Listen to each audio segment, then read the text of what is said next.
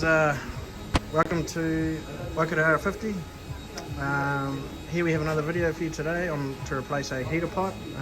This is a R50 Terrano 97 QD32 ETI engine. This is our pipe that we're going to replace. It starts over here and it goes all the way over the top of the engine and ends back over there. So as you can see, someone else has actually attempted to repair this in the past. They've replaced this section and put a joiner in and another joiner down there. Now unfortunately the best way to replace this pipe is just to replace the complete assembly, because as you can see, otherwise it will just split again. This one's soft and that one's not. So anyway, I'm going to show you how to replace that.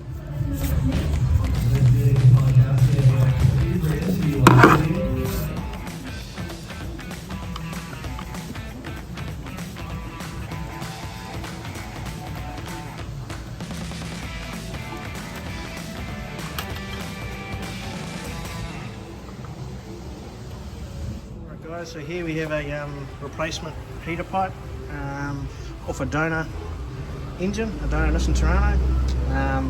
So as you can see, it's the whole pipe goes from the front of the engine down the right hand side of the top of the engine and then back around, and that is our exhaust shield there. Now as you can tell,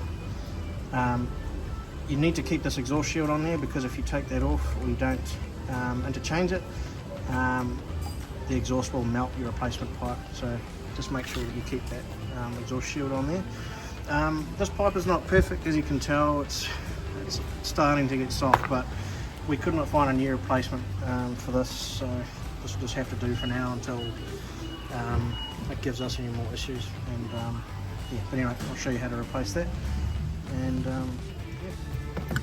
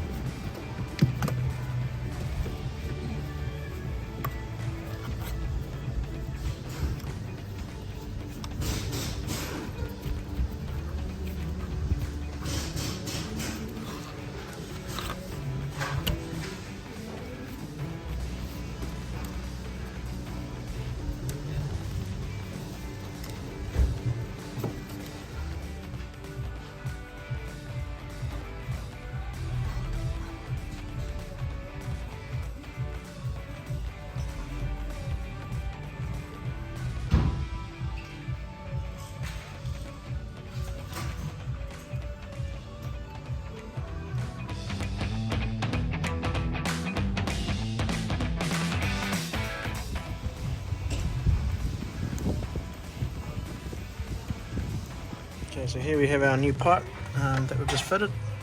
We've fit a new hose clamp here and run it, and it goes all the way back here. We've reused this clamp because this clamp was actually still okay, so here we haven't replaced that one, but this one here we replaced it because it's quite a vulnerable place where they leak. So yeah, so here's our second-hand pipe that we've fitted. We have also topped up the coolant just over here, so we just topped the coolant up because we did lose some when we removed the pipe. If you want to be real particular, you can take the drain plug out of the bottom of the radiator. You probably can't see it, it'll be down there somewhere. It'll have a wing nut or drain plug that you take out to drain the coolant, but because the pipe's right on the top, we didn't bother, we just replaced it. So yeah, we've topped up the coolant. We'll start the engine, we'll run the engine to operating temperature, and we'll just put our finger in here and just make sure it gets nice and warm, and then put the cap on.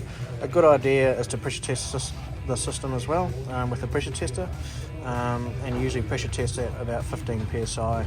I'll show you how to do that in a second. We also have our coolant reservoir over here.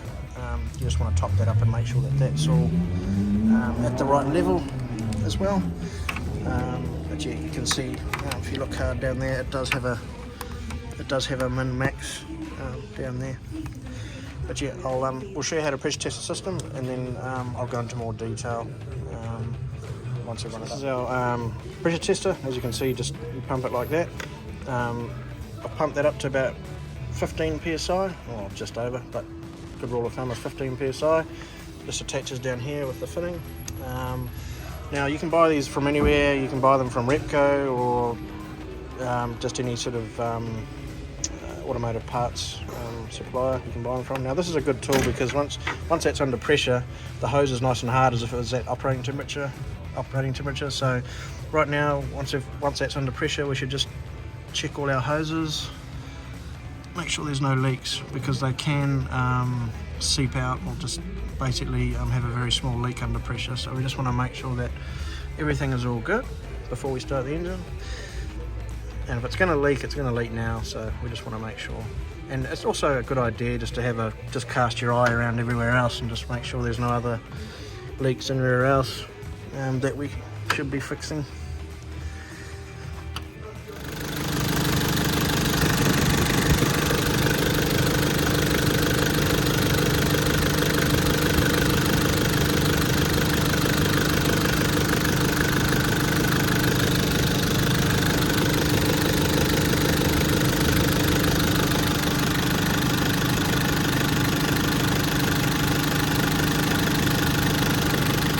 So we run our engine up. As you could tell, I was just making sure that the radiator got nice and hot at the top.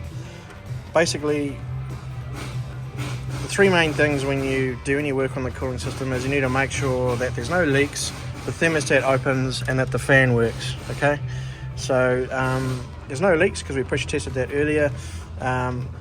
The thermostat opens, and the way to tell if the thermostat opens is you've got a lower radiator hose and an upper radiator hose, and what you want to make sure is that they both get hot.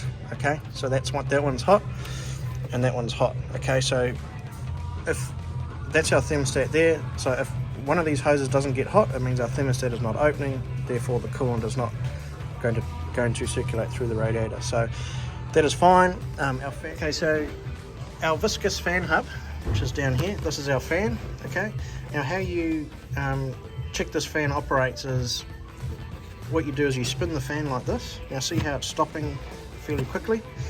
Now that means that the viscous fan hub is engaging because it's got oil inside of it, and sometimes the oil leaks out, and then if you spin the fan like this, it'll just keep spinning. If it keeps doing that, or freewheeling, what we call it, it means that the fan is faulty and you need to get that replaced. So this is actually a good one. Well, it's semi-good because it probably should stop sooner than that, but it's still generally okay. Usually they stop a lot quicker when they're brand new. They'll just go like that. So yeah, so always make sure that's working, and as described earlier, make sure all your hoses are hot, your upper and lower radiator hoses, to indicate that your thermostat is working properly, and also make sure that your heater hoses get nice and hot.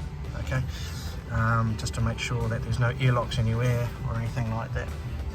Okay, so that's all run up, and yeah, and then the next thing is you just want to road test that and make sure that everything is all good and the temperature gauge is all fine. So we've run our engine up to operating temperature, we've checked the cooling system and those three main items that I was describing to you earlier. So our temperature gauge on this particular Terrano doesn't actually work at the moment, so we're just basically going on our basic checks that we did. Never mind the dancing rev counter. That is a common fault with these vehicles, which we will show you how to fix in one of our later videos that we'll do. So here's our heater. Just turn our heater on hot, and you can turn it on demister or just so it comes out your vents here, and you just want to make sure that that gets nice and hot. If your heater is not getting hot, it means you've got another issue with your cooling system. Now, when I was talking to you about making sure that all the hoses get hot, you need to feel those heater hoses as well, make sure those get nice and hot, and obviously make sure the heater's hot. So yeah, that is our heater, making sure our heater's working. So that's basically I've covered most of it there. Alright, so thank you for watching our video on how to replace the a heater hose on an R50 Nissan Terrano, and just general cooling system checks. Subscribe to our channel, like at R50, and like our video, that would be fantastic. Thanks guys.